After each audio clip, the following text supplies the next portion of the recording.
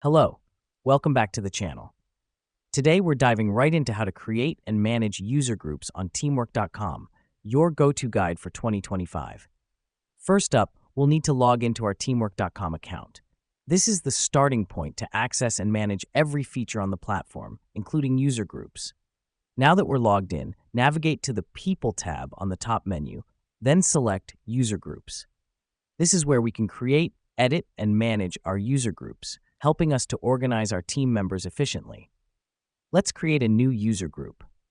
Click on the Add a Group button, fill in the group name and description. This helps us because it allows us to group team members based on their roles, projects, or any other criteria that makes sense for our organization. Next up, adding users to our group. Click on Add Users.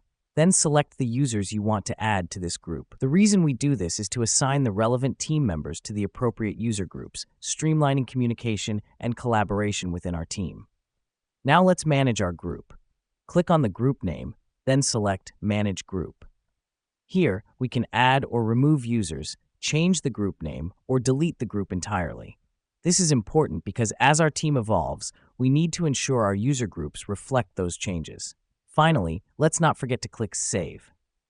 This will store our newly created or edited user group, ensuring all our changes are saved and ready to be implemented.